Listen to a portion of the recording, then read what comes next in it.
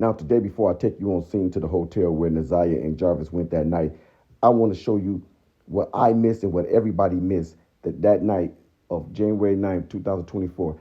So I don't want you to skip anything. I want you to watch closely as I detail why she was able to go to sleep that night, what was she thinking about, why was her testimony the way it was. The two key questions, the two key answers in her testimony is going to break this case wide open. And if you all share this tape, this video enough, and it gets to the right people, she will be arrested tonight. If you all was to share this video enough times and get it to the right people, she will be arrested tonight. Just watch, walk through it. Do not skip through nothing. Watch to the end.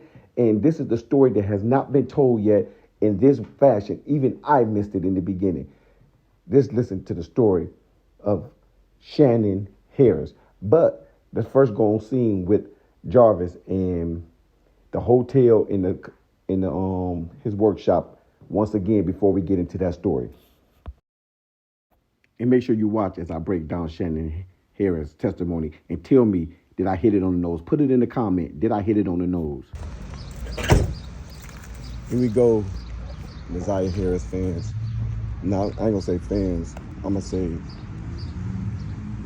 people who are concerned about the Naziah Harris case. I'm taking a chance because I'm out, Detroit ain't no good place to just go around filming, but I'm filming right now at the hotel. I'm gonna take you here, and this ain't no regular hotel where you just want to be filming. This ain't the Holiday Express. This is the Travelers Inn. You see they're calling if you want they got the phone number and everything. We're gonna take a look at where Jarvis took Naziah that night. You can see these are ran down rinky-dink places, short stays. You see nothing spectacular about it. How you doing? Hey, I'm doing a story today. I want to know, have a question for you. Is this the hotel that guy Jarvis Butts brought that little young girl Naziah Harris to? Was supposedly. I think I'm new here. Like maybe I don't know. You don't know. So the police never came by and asked y'all any questions about that night, January 24th. I mean January 9th, 2024. Yesterday, like last night, no one came. Oh, they didn't. So when did you start working here? It's been like recent time. Recently, I came here. Like the other guy will come after some time. You can talk to him. Oh, okay. These are the rooms. How much are there rooms here? How much are the rooms for a night?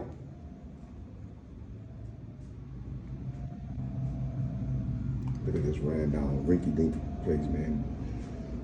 And you can tell this is what they call a short stay. This is what they call a short stay. But they got cameras everywhere, so there's no way they got in and out of here. I think that's why they end up not getting no footage from here. I think he doubled back and thought about it, like getting her out the car and bringing her in here, because I think he was thinking maybe it's cameras. But look at this place. This is where he booked the room at. To do that rinky-dink homemade abortion he was gonna try that night. That's a theory that makes the most sense, that he was gonna try to do a home abortion thing. This is crazy. Look at the stuff they sell back there. Ridiculous.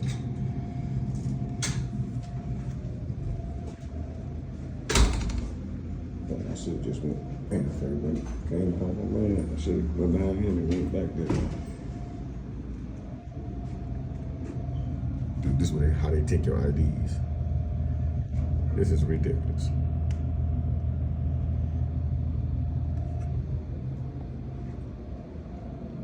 I guess this is where he would court his women at.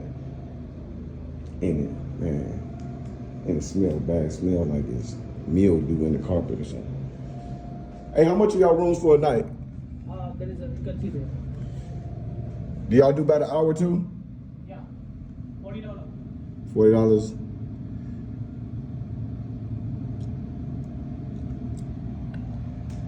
All right, give me a second. I'll be right back. Hey, I need my ID. Yes. All right. I ain't coming back. Just talking. It was crazy though, because this is the hotel that he took her to. So sometime I know you all have in your minds the visions or the things that was going on. This is the Rinky Dink Hotels. I will look kind of creepy around here filming, but it is what it is. This is the hotel, and guess where it's right next to? Yeah, you guessed it. You guessed it. Matter of fact, I'm not gonna even drive over there. We're gonna walk over there. We're gonna walk over there, and we're not gonna even have no break in this video. We're gonna walk across the street. Now, mind you, this is 1,000,000 miles away from 3 Mile Drive in Cornwall, where she was dropped off at. And there's no way that if you're driving down Harper that you're gonna bump into someone who's trying to go to Warren and Bedford to go home. They sought that girl out. Now I gotta be careful because it's people, and I don't want them to think I'm filming them. So y'all, we back here again. You know, I'm the first one brought you here. And everything.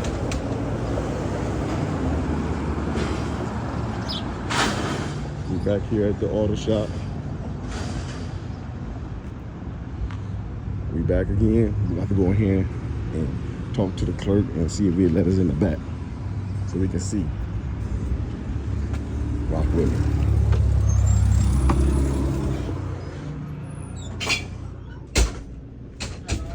Hey, how you doing?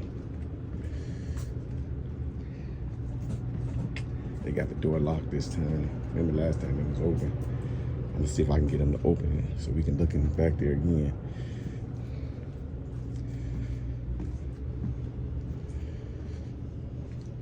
كيف حالك؟ تتكلم عربية. Yeah. Hey, this is the famous story that got I think the guy's name was Jarvis Butts or something like that. He used to the guy Jarvis Butts, he used to work in that shop right there. Yeah. Yeah. Man, the story about Naziah, or you don't know that story? Dang. Hey, you don't think I can get a look back there though? Oh, you speak Arabic? أتكلم عربية قليلا. That's great, man. أريد أتعلم عربية. أريد أن أتحدث اللغة العربية. Yeah. أتعلم. Yeah, I want to speak Arabic. Yeah. Hey, you don't think I can get a look back there for the story I'm doing? Huh? Very smooth? Yeah. I say, you don't think I can get a look back there at that shop? What? The shop back there? No. Can't get a look back there? Dang. But this is the store though, y'all, the famous store. All right, Chukran, Jazilan. Last time it was open, this time they got it locked. But y'all, this is the infamous shop. Let's take a look on the side. This is the infamous, look. Now, when it's all said and done, I think them having kids up here, I think that the kids the one that made their sign. Look at that, auto and oil. I think they had the kids make the sign.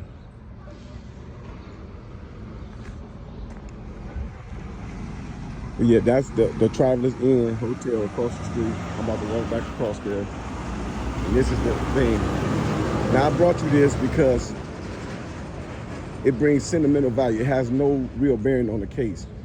The case is about a child getting pregnant and they wanting to hide this pregnancy so bad that something bad went wrong. Now, in today's story, we're gonna sit down and we're gonna figure out what went wrong. And today's story, we got some clear, convincing evidence against Shannon. And that's the sad part. That everything that Jarvis did, he couldn't have done if it wasn't for Shannon. If Shannon didn't participate in this devious plan, he could have never have done it. She was under the care of Annette and Shannon. And Look at this hotel. Again, the travelers in. I don't know if you can see it because the sun beaming, but this is Harbor Street. Right across the street is with the shop. But let's go on and dig into this story on how did Shannon help Jarvis. Because we already know Jarvis did it. We know Jarvis did it because look at the lie he tells right here. Right after I can finish this video, look at the lie he tells. And then we're going to go dig into who and what Shannon is really about. I done did stories on Shannon, but I haven't. This is some stuff I hadn't seen yet. This is some stuff I hadn't seen on nobody's stories. You're going to see today on some stories that nobody has said on their stories. But once again, this is the hotel. And now let's dig into the story. Now, Shannon and Jarvis are some of the stupidest criminals ever known in history. This guy did an interview, gave them people the phone, thinking that because he erased the messages, that the police weren't going to be able to discover the text message between him and Naziah. Furthermore, I think this dummy left the messages in the recent deleted. He didn't just delete them off the phone, which they still could have retrieved them.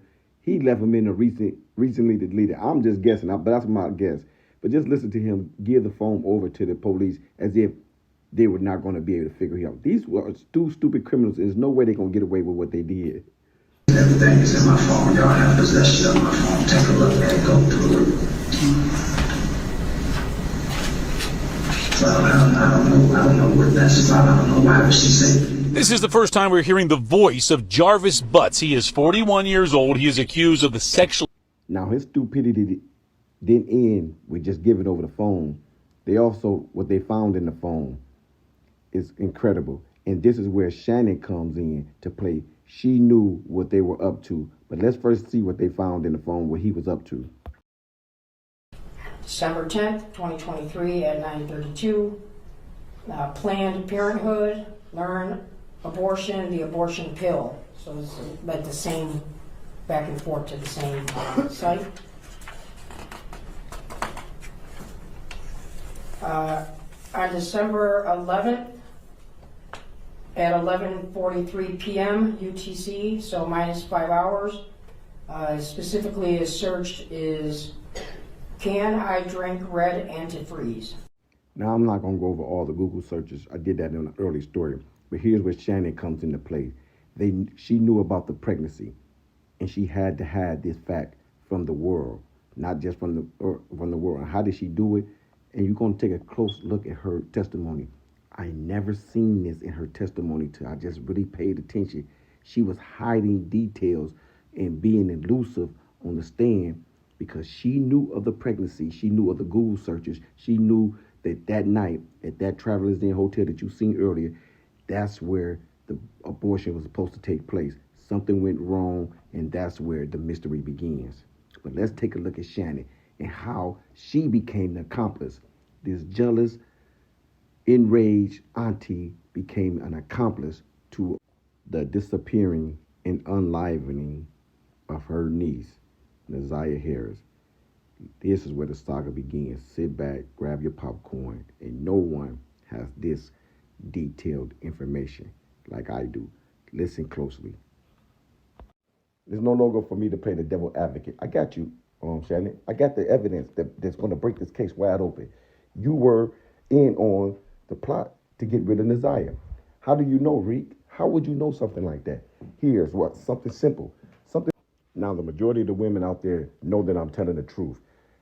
Women have an intuition that when a man is cheating, they know for a fact a man is cheating, but they double down on it because whenever the woman is around that the man may be cheating with, something comes inside of a woman. She knows that y'all two not acting right.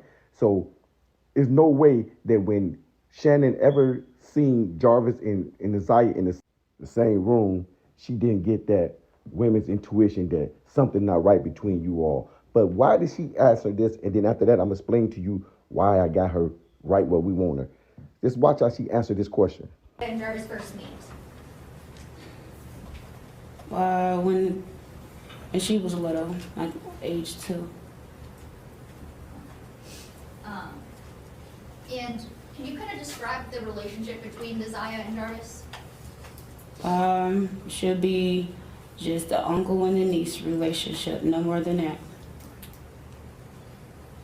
Now you just heard that silly girl say nothing more than auntie and niece. I got two reasons why that can never be true. The first is I have sisters and I have cousins and I have a friend that's real close to me that's a female.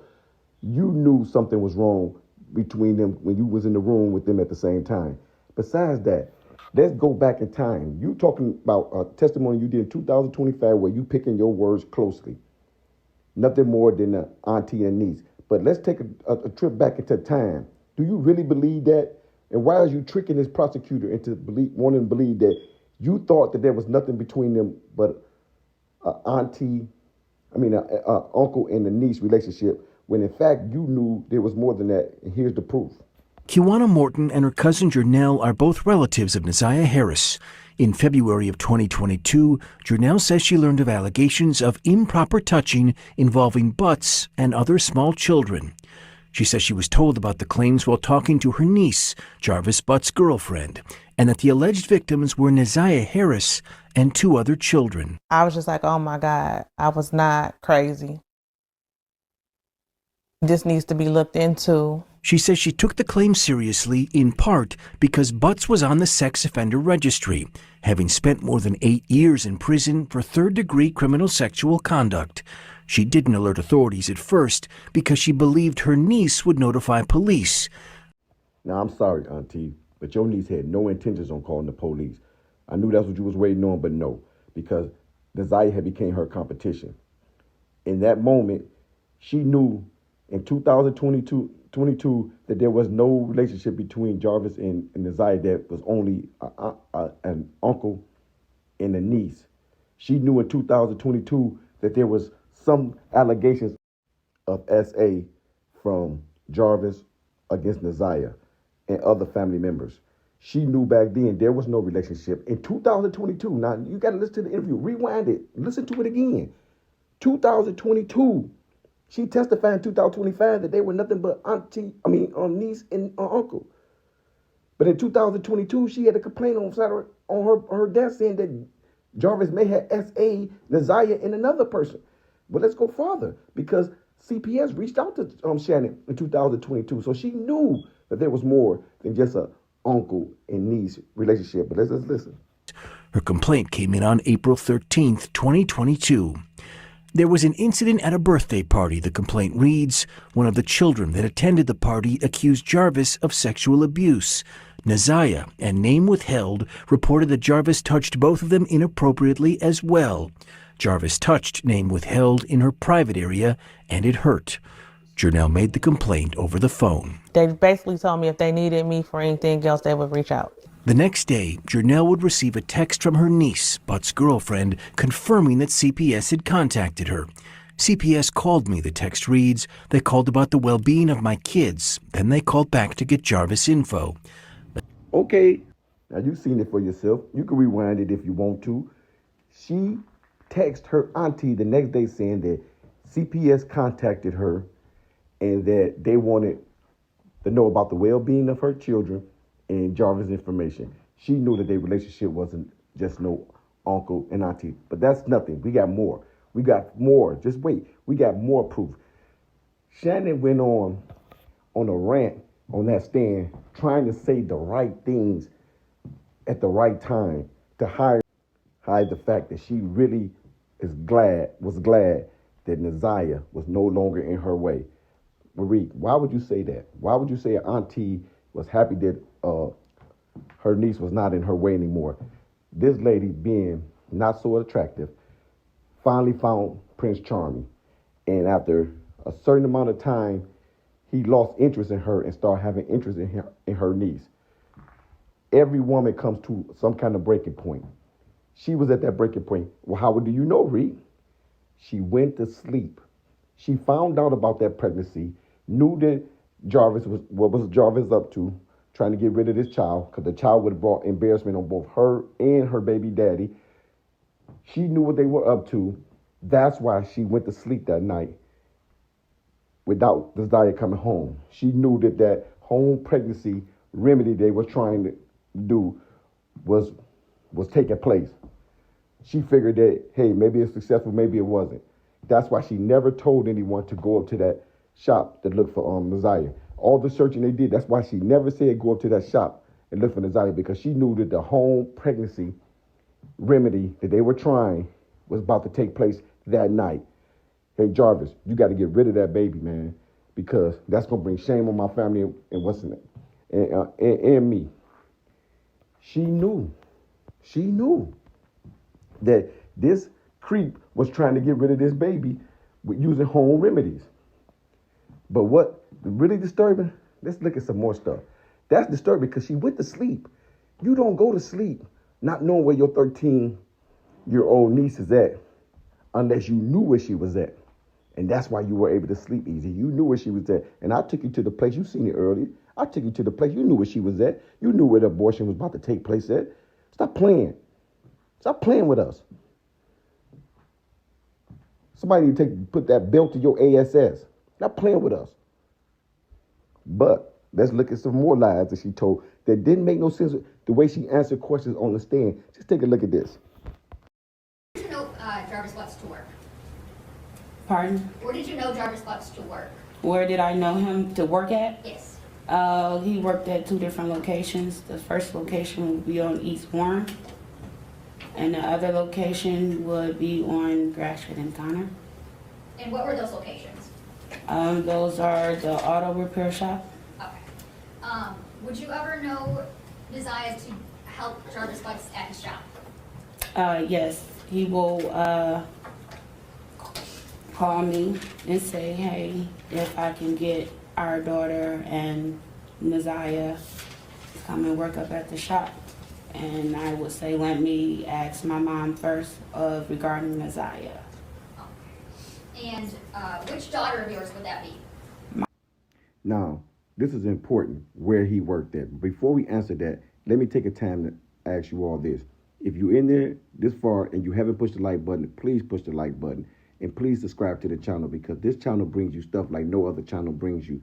And it's important that we get the algorithm going. So share it. Share it to your favorite storyteller about the Messiah Harris and say, check this out and see if you agree with this or you don't agree with this. But Projects and Caseríos need the support of you all. Time and time again, we own the location like no one else. We bringing you there, and we want you to hit that subscribe button, hit that like button, and become a member, because we got exclusive stuff that no one can see unless you're a member. And the Messiah Harris story has touched us all, and we all going to be here to the end. But here we go again with this despicable. Now here we go, a mother again. Did you hear this lady? She was asked a simple question. Where did you know Jarvis Butts to work? Now, mind you, she couldn't go back in 2022 in her memory and remember the fact that Jarvis and Messiah had way more than an uncle and niece relationship. But when asked the question, where did he work at, all of a sudden she can go back to his high school years. Oh, he used to work over there in the shop on Warren. And then I think he may have worked at the shop on Gratiot. You know she's talking about the shop on Gratiot. Why is you answering talking about a shop on Warren? You know that Desire went missing January 9th, 2024. And he was working at the shop on Gratiot and Connors.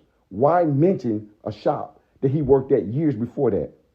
You trying to throw these people off the trail? What are you doing? What are you doing? And why would you even answer the question talking about, well, I know him to work at 2 different places? Where was he working at the night Desire came up missing? That's what they asking you. This lady is either trying to hide, she's trying to hide something. She's trying to hide the fact that she knew where Desire was at that night. She knew about that shop. She didn't even want to mention the shop. She started talking about the shop on Warren. Why? Why even bring it up? You wasting the court's time, but you're not wasting my time, because you're letting me know what kind of person you are. You are really giving away what kind of person you are. You was complicit in this act. You knew where she was at. You don't even want to say the shop on Gratiot and Connors. It ain't on Gratiot, it's on Harper and Connors. Gratiot and Connors is about 5 blocks up. You knew where that shop was at. You knew where they were at that night. You knew they were going to that hotel that night. You knew that they were trying to get rid of that child that little girl was carrying. Shannon, what are you up to? And what are you hiding? I'm telling you, we need to take that belt and pop, pop, pop, but belt it behind because you deserve a spanking. Because what you're doing is an injustice to your niece. That's what it is. It's an injustice to your niece. You are hiding things, answering questions in a way that you know it sounds appropriate to say in court. I would ask my mother about Naziah when he asked, could they come clean up? First of all, Naziah never ran no cleaning service. She never was up there cleaning. Per the testimony of King, she was just up there playing on the video game. They left, never said anything about cleaning no place. You knew, King knew, and Jarvis knew when Naziah and them other young ladies came up there, it was party time. It was a P. Diddy party time. You all knew that, and that's sad that you would get on that stand and say, I will ask my mother about Naziah, when you know emphatically that ain't true, when your text message simply read, hey, Naziah want to know if you still want her to come up there and clean up. Never saying, hey, Jarvis, I'm going to have to ask my mother, but Naziah wants to know if you want her to come clean. Never mention your mother until you got on the stand. You told so many lies on the stand. You never knew their relationship to be nothing but auntie and uncle. But yeah, in 2022, you received a call from CPS about their relationship. You asked clearly, where does he work? And you went to talking about places he worked at when he was younger. Come on, Shannon, what's going on right now? Then you had the nerve to lay your head on a pillow and go fast asleep and not knowing where your niece was at. No, you knew where your niece was at, or you wouldn't have been able to sleep. There's no way you could sleep like a baby and not know where your niece was at. These are the lies that you compiled. And then it was evident. Why get on a stand and open your mouth? Because there's people out here that got the intelligence to read right through you. And Naziah, man, we ain't gonna let her get away. We on her ASS. She hoping Jarvis take the weight and go down. He's been so quiet. But if he was to speak the truth, and we heard him speak earlier, that where he tried to weasel his way out, these two weasels, lucky. We're gonna just say it like that. We're gonna leave it just like that. They just got a little luck on their side because back in the days, the weasels, we got to change. That's what we got to do because I don't want to get too far off into what these people deserve. But Naziah Harris' story is one wicked story. It's more wicked. It just wasn't a grooming, P-file or essay. It was a family that sacrificed this child for the love of a man. She was willing to say, okay, get rid of the child. If something went wrong, she was willing to keep quiet about it instead of stepping up and say, yeah, I knew what was going on. This was what was taking place. And try to coerce your baby daddy into telling you, where's my niece at? Instead of coercing him into telling where your niece is at, you're sending him money while he's locked up. And you don't think the people of this world is going to follow this story to the end? No, they stand on this to the end because they want to see you get what you deserve. Until next time, Project Caserio, I'm with you.